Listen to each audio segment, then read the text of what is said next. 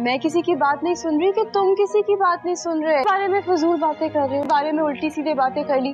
اب تم انکل تم میرے کیا ہو کہ نیکسٹ ایپیسوڈ میں آپ دیکھیں گی کہ سمینا احسن سے کہتی ہے کہ جو کچھ ہادیہ کا بن رہا ہے اس کو دے دو, اب تو تمہارے بابا نہیں رہے تو ہمارا حق بنتا ہے کہ جو کچھ ہادیہ کے ہے اس کو حوالے کیا جائے. جس پر احسن کہتا ہے کہ اگر سب کچھ ہادیہ کو دے دیا تو پھر ہمارے پیچھے کیا بچائے گا, ہمارے پاس تو کچھ نہیں بچے گا, سارا بھی تو ہے نا, اس کو بھی تو دینا ہے سب کچھ. جس پر سمینا کہتی ہے کہ بات کی بات میں دیکھی جائے گی, جو میں نے کہا ہے میری بات کی کوئی ویلیو نہیں ہے تمہارے سامنے, میں تمہیں کیا کہہ رہی ہوں, تمہیں وہی کچھ کرنا چاہیے جو میں تمہیں کہہ رہی ہوں, لیکن تم وہی سب کچھ کر رہے ہو جو تمہارے مائنڈ میں چل رہا ہے. اور ہادیہ کو جو ہے ہم لوگوں نے پہلے جس طرح سے ٹریٹ کیا اب اس طرح سے نہیں کرنا چاہیے. مجھے ریلائز ہو گیا ہے کہ جو کچھ ہم ہادیہ کے ساتھ کرتے رہے ہیں تمہارے بابا کو کہیں نہ کہیں وہاں ہی دکھ تھا جس کی وجہ سے یہ سب کچھ ہوا. وہ ہمیں چھوڑ کر چلے گئے اور ہمیں احساس تک نہیں ہوا ان کا کہ وہ کیا چاہتے تھے. وہ تو اپنی بیٹی کو بھی خوش دیکھنا چاہتے تھے, لیکن ہم تو ایسا نہیں چاہتے تھے. ہم نے کبھی ہادیہ کی خوشی کے لیے